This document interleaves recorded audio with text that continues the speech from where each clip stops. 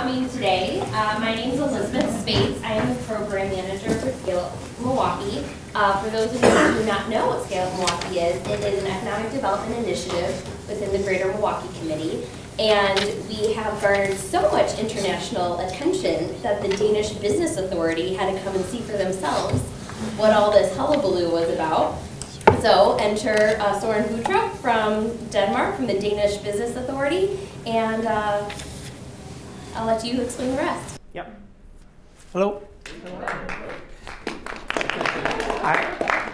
I know a few of you already, but can you use like 10-15 seconds to say who you are and where you work and one thing that you do in that work? But it's like seriously only 15 seconds. But so I just know who you are. Yeah, let's start over here. Jackie Steinmetz, I own Excelity Marketing. We market for software companies and other startups. I'm Michael Hosted with the Greater Milwaukee Committee, and we run a program called The Commons, which brings together students from 22 campuses in the area. And Angela Van Dyke with Workshop Architects. We are student union architects and design places across the UX. I'm the director of client engagement, and my nickname is Dutch at the office. I'm Joan Johnson, Deputy Library Director in charge of public services at the Milwaukee Public Library. I'm Paula Kiley. I'm the Library Director, aka City Librarian, and we help people read, learn, and connect. Oh, hi, I'm Leah. I'm a project director at the Greater Milwaukee Committee. I work mostly with education-based initiatives. My name is Kelly Jans. I'm a project coordinator at the Greater Milwaukee Committee, and I also work on a number of educational initiatives. And in the corner? Gregory Francis Bird. I have a patent pending for head and neck protective equipment. Hans Kierkegaard, Corey Graphics. We bring our customers' brand to life. Jamie Downing, Sleep Wellness Institute. Scott Hess, Clifton Larson Allen. We provide financial and HR solutions to growing and emerging companies. Erica Conway from C2. We are a training and staffing firm for creatives. Eagle Technology, Harry Kohal. We're part of Scale Up Milwaukee, and we provide software for facility and plant maintenance. And you are a Lady Gaga fan. I am. I'm Daniel Reamer, a state representative in the State Assembly, and I serve on the Workforce Development Committee. My name is Jared Luckett, and I work in the healthcare field and leadership development. And everybody knows you? Yes, or at least they should. Good, you are really good at that. So, my name is Søren Buttrup, and I work in the Ministry of Business and Growth in Denmark. I actually had my 6th birthday yesterday, and I have worked in the same team all 6 years. And I think if I had to move to another team, I would also quit my job because I work with entrepreneurship, and that's what I love to do. I love to work with a lot of different programs that includes and have a network with entrepreneurs. In that work, I have been the project manager of maybe 20 to 25 different projects during the last 6 years, but I'm mostly like the outgoing civil servant, so I'm not like the typical civil servant in Denmark sitting behind their computer and think they can change the world. So I do a lot of projects. I know some of you know Startup Weekend, for example, which is invented in the US. Denmark is the country in the world that have done the most startup weekends comparing to how many people we are. So that has become like a whole culture of the Danish entrepreneurship scene now. Then I have worked a lot on entrepreneurial education, where Denmark is like one of the leading countries in Europe to implement entrepreneurial methods from first grade when the kids are 6 years old until PhD level. So that's like, we call it the Fund for Entrepreneurship, where 50 people is dedicated only to push and change the mindset of the deans in the universities and the leaders of the schools to change their teaching methods into be more entrepreneurial. And that's I would say it takes at least 10 years, but we have done it for like 7 now, and there's a clear change in the way you teach in Denmark now. And in Europe, a lot of countries are following that example now, like maybe some other states will follow Scale Up Milwaukee. So in that way, I've worked a lot with the young people in Denmark that believe they can change the world and everything. And then in the whole other spectrum of that, I'm the manager of a project called Early Warning, where we help companies that are 24 hours away from bankruptcy and total disaster. So that's like an uncommon program to work on, because I know it's like one of the only ones in the world. But it's very interesting to see the same patterns when everything is not as beautiful as it was in the beginning, and people like follow the same patterns and make the same mistakes.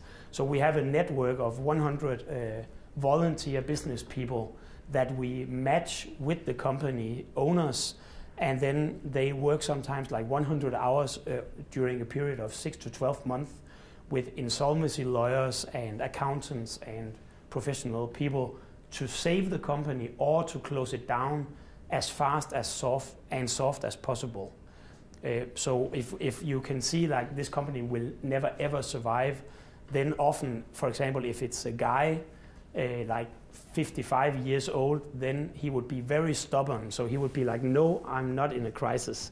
Even though the wife left him with the kids, the house is on sale, and he has a debt of maybe 10 million US, he will be like, I'm not in a crisis. So you have to like, in those cases, you have to convince those people that maybe you should just admit to yourself this is a failure and then get on with it and maybe save your car or your family and stuff like that. And then 2 out of 3 times we save the company, and after that they grow faster and have more export and stuff like that. But that's a whole nother story. So this is a speech called 26 Days in Milwaukee, because I've been here exactly 26 days, and you will be totally the last people I meet, because when we finish here, I'll go directly to the airport and fly back home to Denmark. So this is like my personal experience, and remember that, because I'll say something like I have seen in the US, but it is like my opinion. It's not like academically proven. So Denmark, how many of you do know anything about Denmark at all? Some of you don't know about it at all, right? Good. That's a little bit like me and Wisconsin 26 days ago. So Denmark is a small kingdom in Scandinavia, in Europe. The whole of Europe would be down here. And we have like 5.5 million people. The main city is called Copenhagen, and it's approximately the same size as Milwaukee. In Denmark, we call that the big city. In the States, it would be like a bump on the road or something like that. And the second biggest city is Aarhus, where it's a very alive city with a lot of students in universities, and it would be like around 350,000 people. And even though Denmark is so small that you can drive from here to here where I'm born in 3.5 hours. So if you drive a car, you can like maximum drive in 5 hours without going to another country. Then we are like totally divided in mindset. So for example, I grew up over here in Jylland. It's like the hillbilly side of Denmark. And then like, 150 miles away, it's the big city of Copenhagen, and those people cannot understand each other at all. Now I've been living in Copenhagen for maybe 15 years, so now I guess I'm half-half. But I really feel at home in Milwaukee, and people like told me a lot of times now, the taxi drivers and stuff like that, that you are kind of the real America compared to if I went to New York for 3 days and stuff like that. You also are very dedicated into beer. We are that as well. Yeah, so it actually reminds me a lot of this place. We are divided into 5 regions with 1 million people in each, and these regions also have their own image and fight each other for prestige and stuff like that. So even though we are small, it's like ridiculous to think about how different people think. compared to your really, really big country. And then it's a kingdom, if you didn't know. So we have a queen, and she has a son which we call the crown prince, and he's married to a princess from Australia, and they have 4 kids. But it's only a story. It's because the country is like almost 1,000 years old, and then people are born into this title. And there are also some people in Denmark that think they should not have the amount of money they get every year and stuff like that. I don't really have an opinion about it, but I just noticed, like, I've maybe traveled and worked in 50 countries or something like that, and everybody talks about this kingdom and queen. So if you think about the brand, then it's definitely worth the few million Danish kroner that you pay every year. But by principle, democracy, and they inherit, that's another discussion. Yes. So why am I in Milwaukee? I went to a middle stage job interview, not to get the job, but every year you talk with your boss about how did you do the last year, do you deserve a bonus, and what would you like to develop into next year. And I did the same thing like approximately 1 year ago with my vice president, and I was like, I think I did really good, so blah, blah, blah, blah, blah. And he agreed. And then I'm always like, I would like to learn something more in my job. Of course, I care about the salary and stuff like that, but I don't care about a bonus if I have to do boring things next year, or if I don't develop myself. So I always try to push them to put me into something I didn't do before. So I suggested to go to the UK and study economics for maybe 10 days at a prestigious university over there. And the price for that would be maybe $5,000 US or something like that. And then my vice president said, yeah, maybe we could do that. Let me think about it. And then 1 week later, I got an email. No, I think it's a better idea for you to go to Milwaukee for 4 weeks. So I went to Google and wrote Milwaukee, because I seriously didn't know anything about it at all, except I have heard about Scale Up Milwaukee because he talked about it before. And then I knew it was like in the north of the US, and that's it. And actually, because I was so busy before I went here, when I came to Milwaukee, I knew only 2 things. One thing, it would be minus 25 degrees Celsius in February. And the second thing, that Harley Davidson had their headquarters here. But I actually like to go somewhere sometimes and not know anything, and then 1 month later you feel you know a lot about it. So that's why I came here, and because my boss wanted me to go exactly to Milwaukee is because of Scale Up Milwaukee. And he has been working closely together with the founder of this program, or the architect behind it, for like 3 or 4 years, and they have also been working on some ecosystem projects to be developed in Denmark. For example, the thing I showed you before with the map, then there is a big discussion in Denmark, like everything happens in Copenhagen.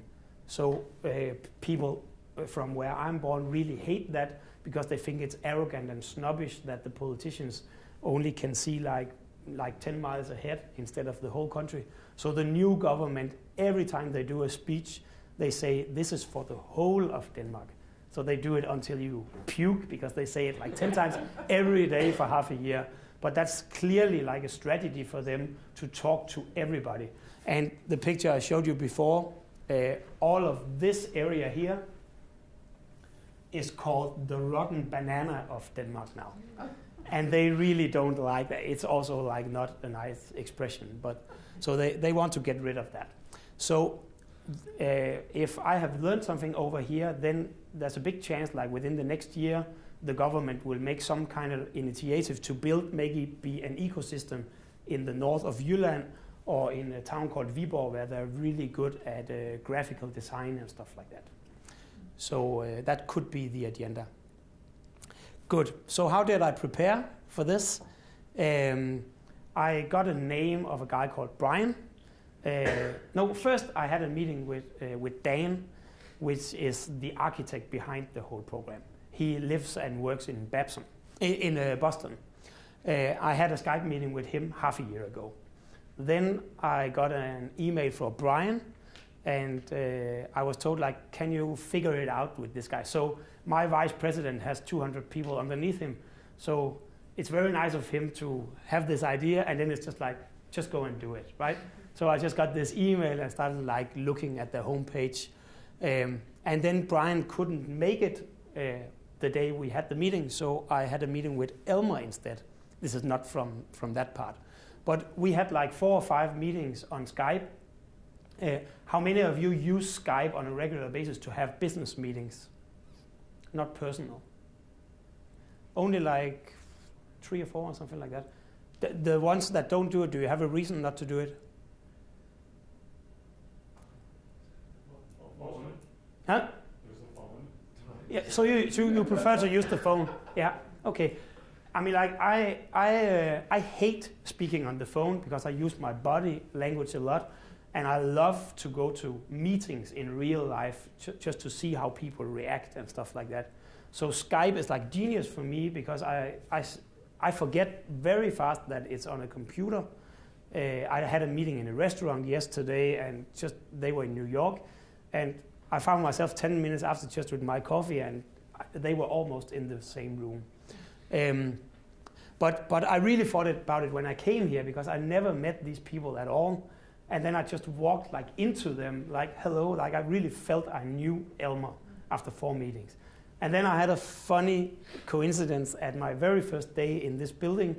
I mean, like I think I arrived like 8:50 in the morning, and people were just like, hello, this is the coffee machine. You're going to a meeting at 9 a.m. Here's your computer, connect to this device. And then I got this screen, and I was just like, for example, I had no idea who this woman was. And Dan was in Boston.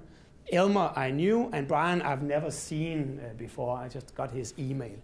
And then we had a meeting for 1.5 hours, and I thought that worked really well. It was like a serious team meeting between these people where they also had arguments about different stuff. And then we like finished, and then I found out that Brian was like, 10 feet away from me in another room. So that's just a new world, because they always have their meetings like this. So actually all the people I've been working with over here, I met them online before I met them in real life. Yeah, but we did that, and me and Elmer quickly like connected on different issues. So they also found out what I did in Denmark and what I did best. So I have been like in a lot of situations the last 4 weeks where I could use some of my own stuff as well. So my first impression was the Global Water Center. And I've been told that you have make a restoration of this building and so on. And by coincidence, I work in a place exactly the same, which has won an European prize for best restoration of an old building. Then I met like your crew and your teams, and you have built your organization like exactly like we have in Copenhagen. And you are working with innovation, you're working with education, and you're working with like a specific scale-up program that is also exactly the same as in Denmark. So I was just like, my first impression was that's like comforting and frightening at the same time. Like you go to a total other place in the world, and then you do everything like us, but it's also like comforting because then it's probably, a solid way to do it. And then we are like a little bit of part of the same culture. Maybe it would be different in Tokyo or the Middle East. My second impression was this, because I have been studying political science in university, and I've been studying a lot about how to build democracies in Germany and everywhere else in the world. And at that time, I found it interesting that we all call it democracies, but we have different rules. Like, for example, here you compete against each other. In Denmark, we have 10 different parties, 10 different leaders that speak and so on. But it's all democracy, so I always find that exciting. So I followed, because I knew I was going here, I followed the election more than I normally would. And because this election is more interesting than normal in Europe. So it has been interesting for me to watch the TV and the news over here, and a lot of things has happened in Milwaukee at the same time as well, in the local news. But I mean, like, I'm not surprised about Trump anymore. I thought, like, when he did the thing in the beginning, I would actually bet on him being the candidate. But I was very surprised of Bernie Sanders when I saw discussions in TV. I thought he was like a 1% kind of guy and total outsider and stuff like that. And then I watched Hillary and him in Milwaukee, and that was like a 50-50 bet. It's not anymore, but at that time. So that has been interesting. And then people talk a lot about politics as well, so that's very exciting for me. This is actually from Milwaukee, if you can't see it, from Milwaukee Theater. And then my third impression was the Knickerbocker. Do you know that place? I live in an Airbnb apartment in that building. And then there is like the Knickerbocker downstairs, and I think I have been a guest like 26 times in 26 days. Actually, after this, we will make a bet in the team of my colleagues that when I went to Copenhagen, my weight was 83.5 kilos. So they will have to guess now what it is when I go back home. But that's not the point. It is like I love to, when I go to another country to work, I'm not so much into going to the art museum or seeing fancy, interesting things, but I love to see the local life and talk to the taxi driver about business and just go in a place like this. And then if you don't know, then American people like here and in Brooklyn, in New York, so there's no difference for me, you just start talking. Like the first second I sit down, people just start talking to me. And Elmer is like crazy at that. He talks to everybody, the colleague that's not here now. But in Denmark, that would be like, okay, take it easy, right? So it would be like hitting on a girl at the first second. Then she would be like, okay, I don't know your name. But you are like just talking to people all the time. So it's very easy when you are traveling alone to just meet people. So in this place, I've been talking a lot about sports and politics with local people. So these were my three first impressions in general. So if we go on to the program, how long time do we have? We have a lot of time. Good. Then within Scale Up Milwaukee, there is this program called the Scalerator.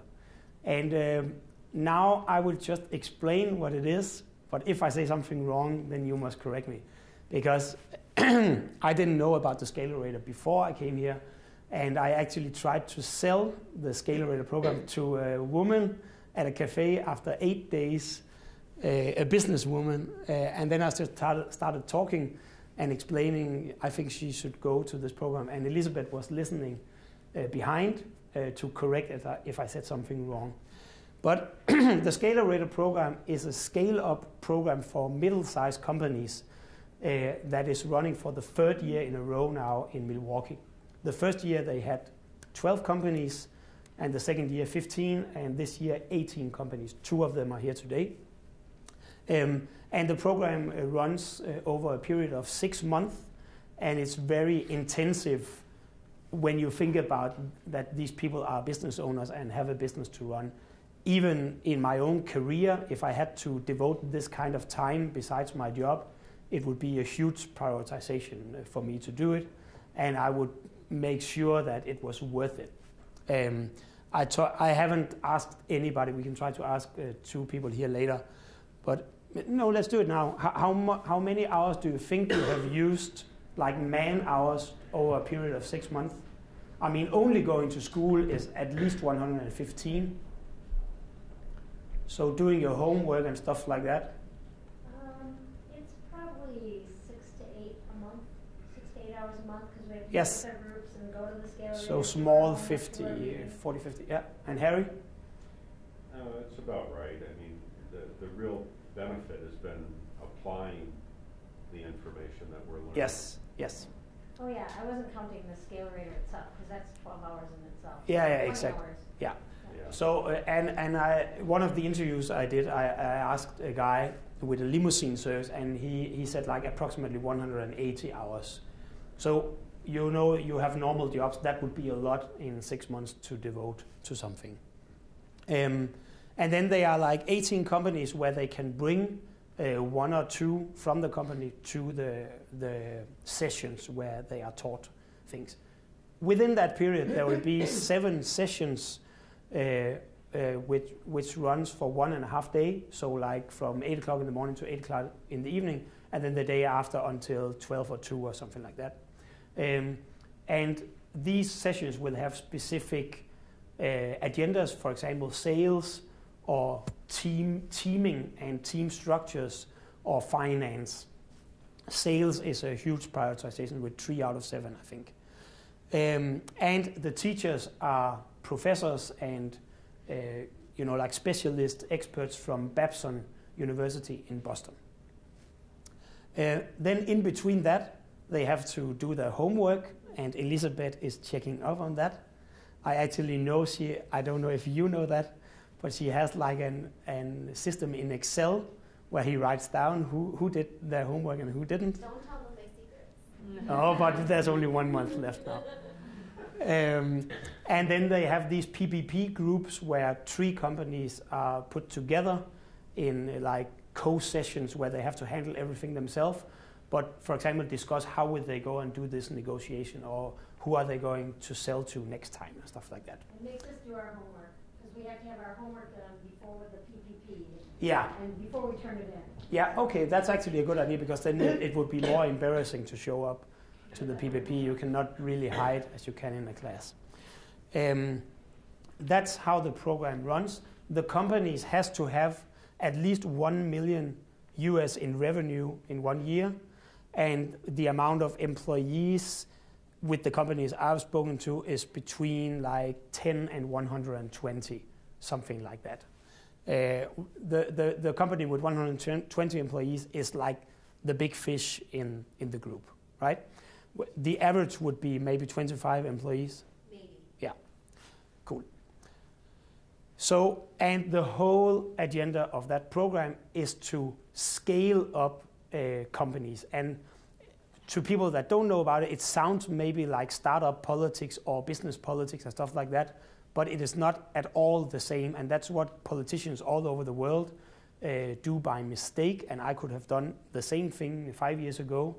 But if it's like you can discuss if you need politics in the areas or not. So if you need startup politics, or you should keep your hands away and just let the market flow. You can discuss if you need scale-up politics or not, and you can discuss if you need business politics or not. But they are not the same at all. And if I should give an example, it would be a little bit the same like if you had educational politics, and that's it. So you had like a strategy for making people more clever at the university, and then you took that program and applied it to 7-year-old kids. That would not work very well, right? So you have politics for small children in education and different stages on that. And people that are into sports and elite sports know that, of course, you teach young people to play in a certain way because some things are important at a certain stage. And then when you're on the national team, other things are important to win. So that's an important thing to know. And like so many places, they do that wrong. It's just because they don't know that they should do different things. I don't have an opinion about what is right or wrong. I do, but I don't care what they will do. They just have to decide if they want to do something about it or not. That's important. And in Milwaukee, you have clearly made that decision. So, how many of you have heard about an entrepreneurial ecosystem before? Do any of you dare to describe what it is? One of you guys that I didn't meet before? Well, he didn't meet before. You talking to these guys? Yeah. Hans, was it? Yes. Yeah. What would you say it is? Entrepreneurial, it's where people come together with different sets of skills and basically help each other guide themselves through their decision making. Yes, that's a fine explanation. It's taken from the biological ecosystem. So it's a metaphor for that if you need things to flourish, it's not enough to have water and big fish and small fish. You need like the things they can eat. You need like really big sharks to clean up if there's too many of the small fish. You need the sunlight and everything. And if everything is perfect, the biological ecosystem will flourish and everything will be fantastic. So it's a metaphor for that. So again, a lot of different places in the world, you focus on only a few things, and then you think you can change the whole business climate. But you forget people forget that all of these things are interchanged. So if some of the parts are missing, you can do whatever you want with the taxation, for example. You can do whatever you want to help the investors. If the entrepreneurs don't go to the same networking meetings and they never meet, then there can be all the money in the world, but nothing will happen. And if you have like a fantastic networking system, as we have in Copenhagen, but the country is not really good at attracting foreign investors, then nothing will really happen in the long run, and so on. It's a long story that you can talk about for 3 hours, but it's just to say that there's theories behind this, so it's kind of new economic theories. And Daniel Eisenberg is the most known in the world writing the theories about this, and him and my boss totally agree about it. I agree with like maybe 80-90% of it. And that's what they have done in Milwaukee. They have built the program on top of those theories. So it's not like a coincidence how it's designed.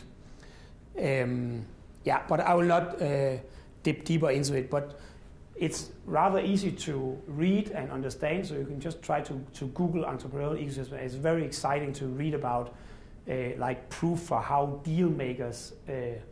It's like people, for example, in Silicon Valley, if you map the whole of Silicon Valley, then you can count it down to like 268 people that do all the networking and make almost all of the decisions and stuff like that. And you call them for deal makers. And then you can prove that they are like the big fish. So if you didn't have them, if they decided for some reason or another to move to another place, then there would be a big chance of a new ecosystem evolving there. Then you also need like really, really big and prestigious companies. So what I didn't tell before is that as part of Scale Up Milwaukee, they have something called the CEO Forum, where top CEOs devote maybe 20 hours in half a year or something like that, like 6 meetings or something like that. Together with Daniel Eisenberg from Babson, and one of them is, the manager of Milwaukee Bucks. Another one is the CEO of the famous pizza company. I can't remember the name of. Yes, and so on. So like really, really, really top CEOs that can maybe help facilitate some of the contacts with the medium-sized company that, compared to those companies, are totally the small fish. And that's also theoretically proven that you have to have that interlink in an ecosystem for it to work. And then there's a lot of other things like pure luck and, like what happens in the outside world and stuff like that. Good. So the companies in Milwaukee, this is a guy called Adam Berger from Deering Fleet Management.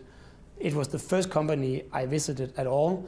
And while I've been here, I have visited 12 out of 18 companies on site.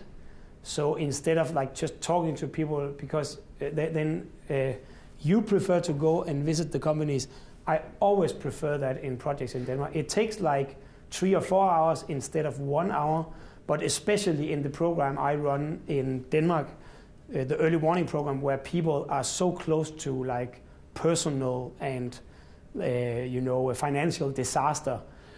Some of them are so far out you won't believe it, and like a few of them kill themselves every year, and you see really bad things sometimes. So imagine you are in that situation and you take courage to ask for help, and then I ask them like to come to my office, to going to the police station or something like that. It would not be like a very good beginning for the chemistry.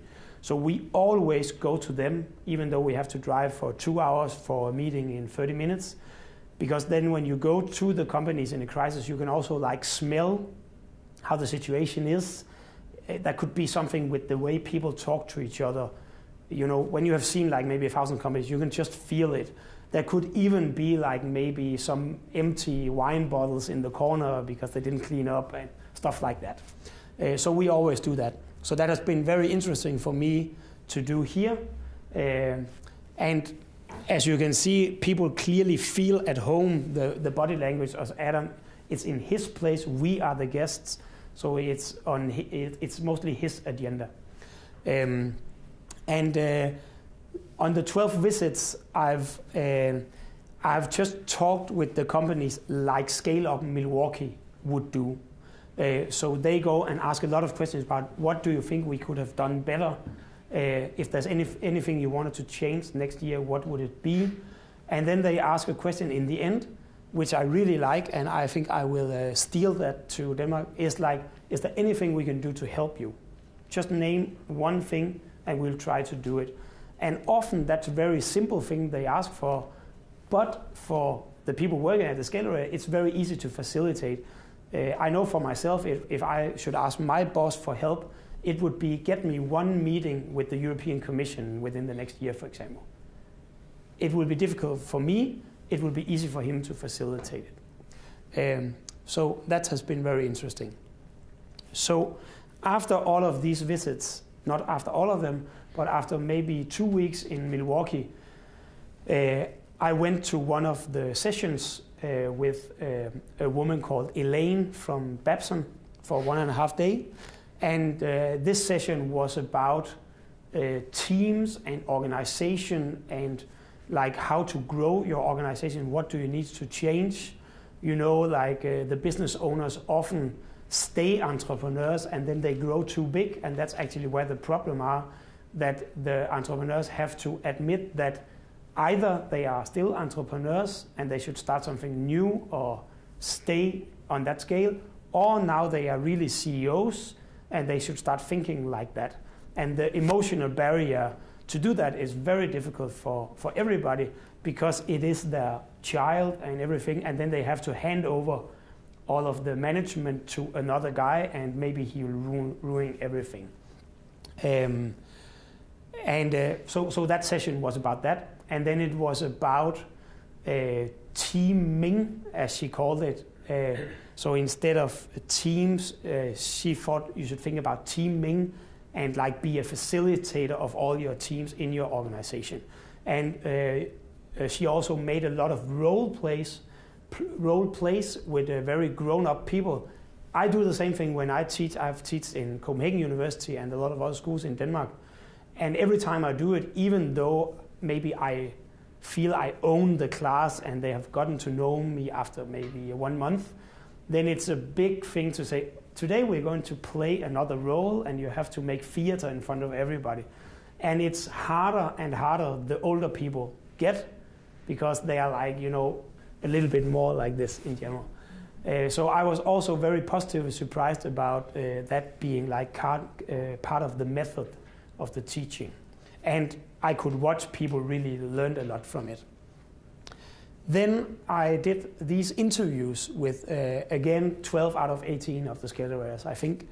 And because this is not like a big consultancy, academical trip, it's a trip for me to learn a lot and to work inside the program. And there's a lot of evaluations I see in Europe that I don't trust at all. And the value, the price to make them could be at least 200,000 US for some consultancy management group to come and find out what is right or wrong. But then they hand it over to the civil servants and they read it like 3 times to correct what they think is the right about their own project and stuff like that. So after that, you cannot trust it. Actually, last week, a Danish minister lost her job because of that.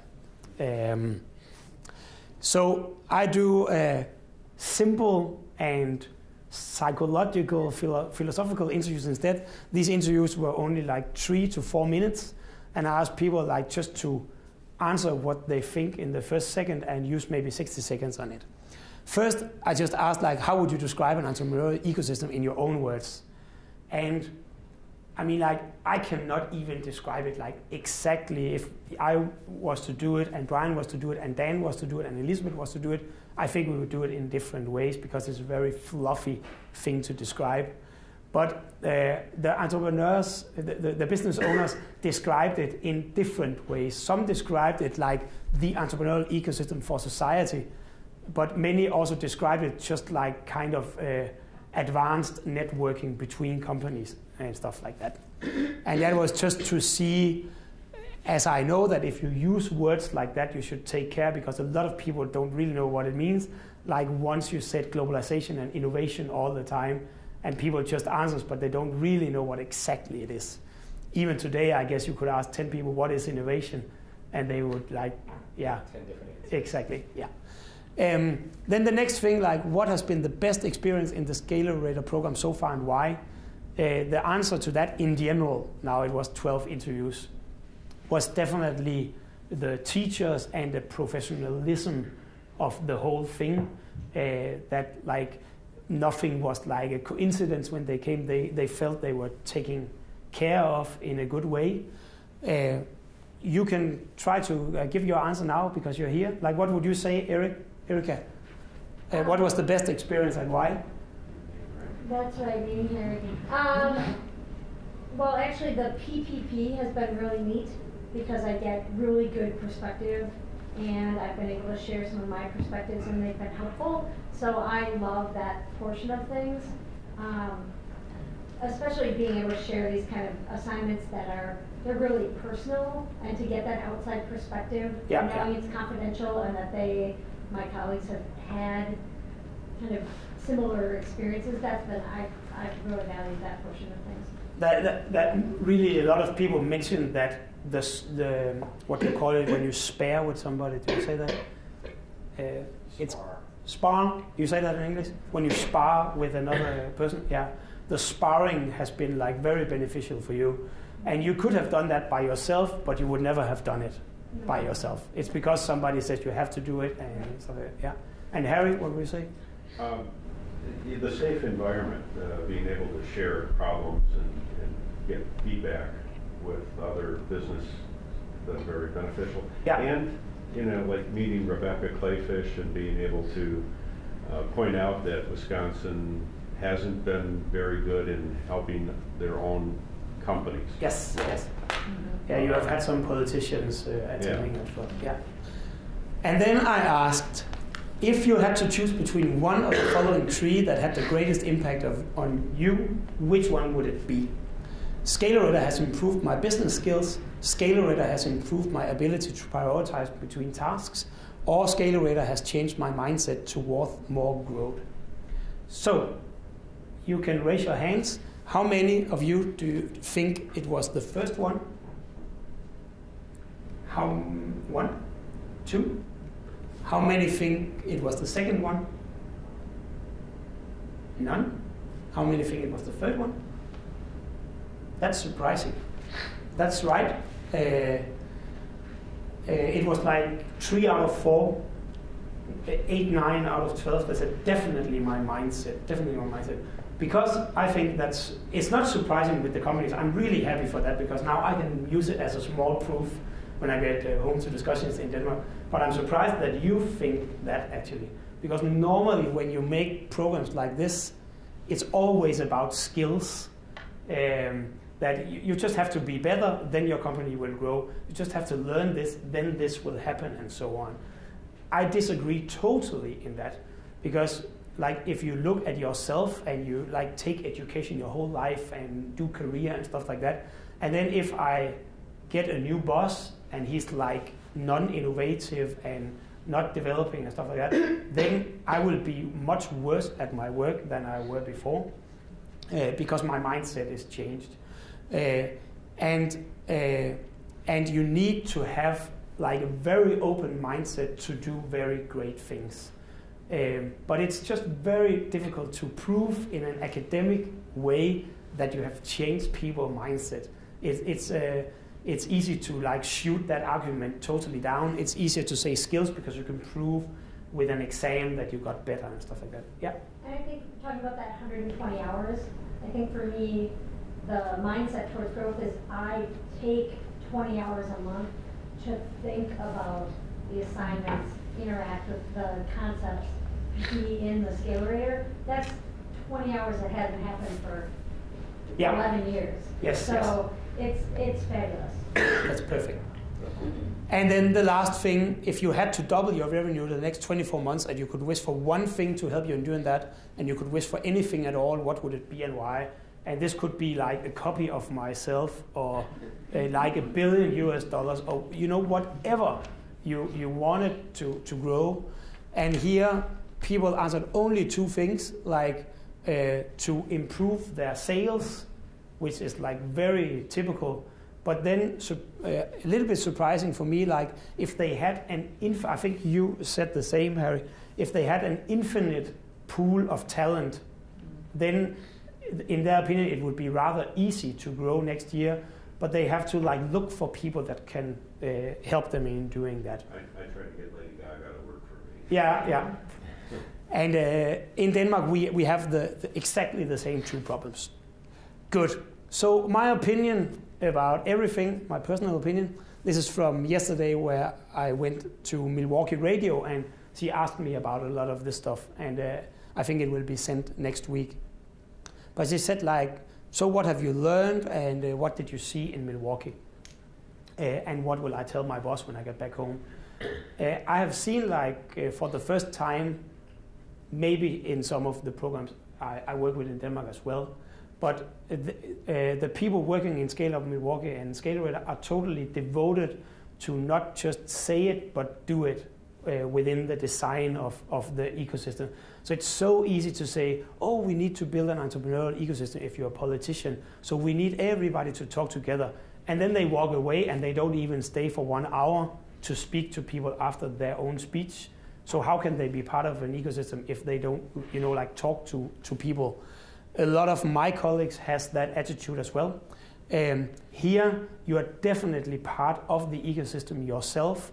And I think all the companies I spoke to mentioned that the way the team in Scale Up Milwaukee participate in everything. And then, as I said, I'm very skeptical about evaluations when I read them. So the reason I would like to videotape the interviews is because I can then watch their body language when they answer it. So most people would be polite if I videotape Erica and Harry. Elmer is standing right here and the classroom is in here. They would say, yeah, it has been an interesting blah, blah, blah, right? Most people would do that. But every time here, people said, it has been so good, and, like exaggerating with their body language and stuff like that. So in my way, that's proof enough in itself. So that's the things I will go back and tell my boss, that you have to participate in the ecosystem yourself when you do it. And then you have to have the best of the best people to teach. So it's not good to ask for people to use time, and then it's like a medium professor or medium consultant that teaches. The main differences between Denmark and the States is 3 things, in my opinion. Mindset and culture, equality, and then size of markets and common language. In Denmark, every time we speak about economy and scale up and business, we want to do like in the States. Every time I go and listen to speak, they say, but we should be like the States because blah, blah, blah, blah, blah. And funny enough, every time I speak to somebody in the US, they say, oh, Scandinavia is just like this and this and this and this and this. So there is, in my opinion, the mindset and the culture. You have a wider mindset than we have. Everything is more white in the US. And I think also culturally, you are more brought up with the American dream and all that stuff. I know it's a cliche, but still, in Denmark, we have the law of janteloven, which means that you have to do a little bit like this if you do good. A little bit like Wisconsin and Milwaukee compared to other places. Then there is the equality thing. Like, again, I don't have an opinion about what is the right politics or not, but you can't have everything in the world. So in Denmark, we are like extremely equal. So when you read about the taxes and you think you cannot be really rich because you pay a lot of tax when you earn a lot of money, but you can also not be really poor in Denmark because then you get help and you can go to education and the doctor and everything for free. And you can just choose between that as a society. And then I noticed like the minimum wage in the US is $7.2. In Denmark, the minimum wage is $15 US. So that must, I mean, like it's a little bit easier to build a business if you can pay half the price for the same amount of workers, right? And then there is the size of markets. You are like 300 million people with the same culture, the same TV shows and everything, and you speak the same language. In Denmark, we are 5.5 out of 6 billion people in the world, and only 5.5 speak Danish. Only 5.5 understand our jokes and our TV shows and stuff like that. So there is also like a thing to that. So my point is like just like you are big and we are small, but everybody can use it to their own advantage. And the grass is always greener on the other side, for sure. Yeah, so this is a picture from a family where two of the three kids have gone to Denmark on like a study trip for 2 weeks to learn Danish, and the third one will go next year. So I just met them by coincidence as a fundraising event for a Danish trip in Milwaukee. So I have felt very welcome and I hope to see you again.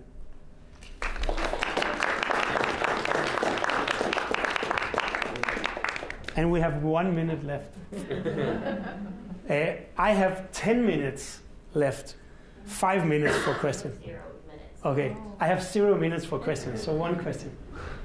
What were you able to bring to Elmer and the scale-up people that they learned from how things are done in Copenhagen?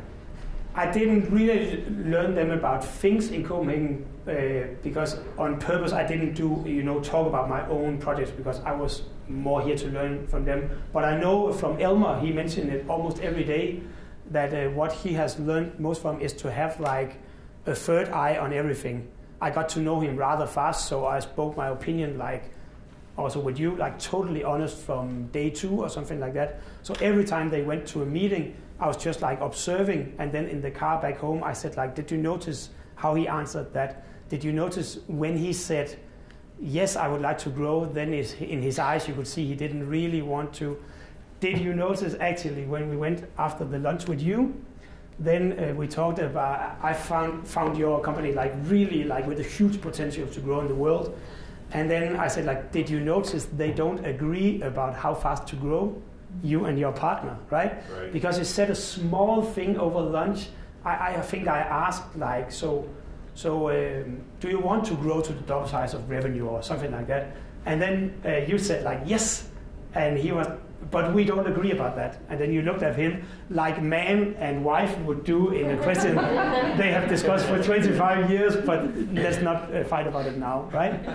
So we have talked about those things, and Elmer says all the time, it's so fantastic to hear how you see it. We also talked about, for example, the team meeting on screen, and I talked to Brian about that as well, like how they talk to each other. What it seems for me that Brian has one agenda and then Dan would like maybe something else because he invented the program and all of that stuff. That has been interesting. That was an interesting observation you made because I'm younger than my partner and I'm looking to retire him. Yes. You know? Yeah. Because he doesn't want to be as aggressive. He's exactly. older and he's getting ready to retire. And that's a clear thing about the mindset. Like if you wanted to do this and he wants to do this, then it will be like this and not like this, right? For sure. Because you can't like pull people up like that if you don't agree. Okay, I have to go back to Denmark. Nice to meet you. I'll just give you all my card. And can you then maybe write to me on LinkedIn or stuff like that, because I don't have time to talk to all of you.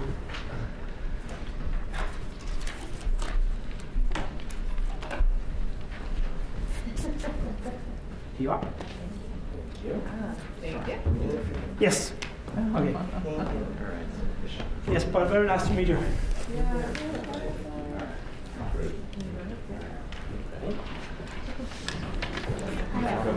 Thanks for coming. I'm glad you mentioned yesterday.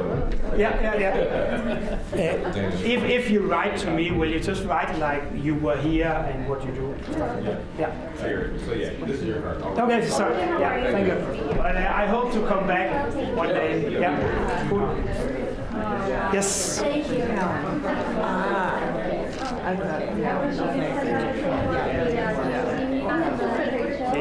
you have cards now? Yes. Well,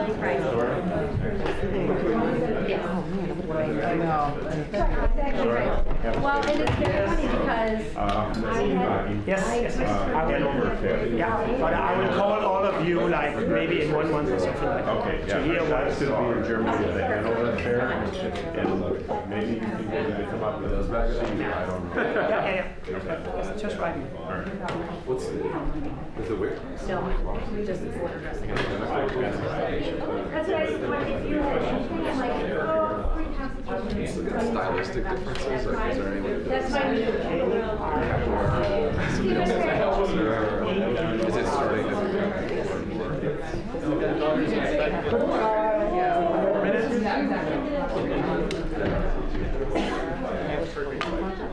Okay, that was Have me get back. on Thank you for everything. Okay. Oh, good to see you. So good to meet you. I know. Yay! Hey, Almost. so, I'm not even worried till... I talked to Miss So I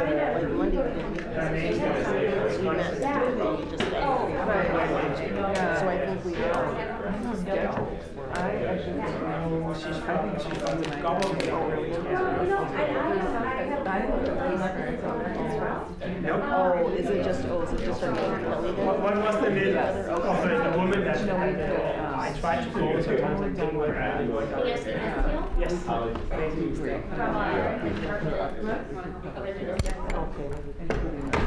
Yes, yes. Okay.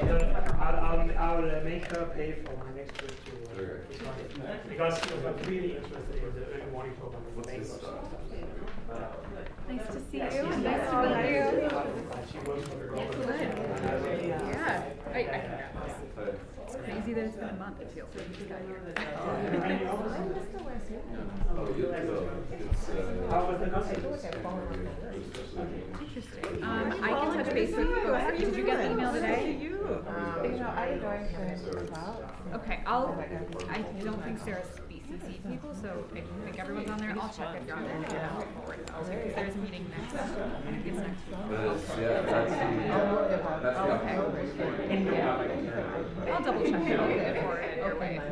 But yeah, good. Yes, that's great. Well, so you know, it's a 27-day immersion program for him. We had a dinner out at Whitney. I just found out. It was like the night it snowed.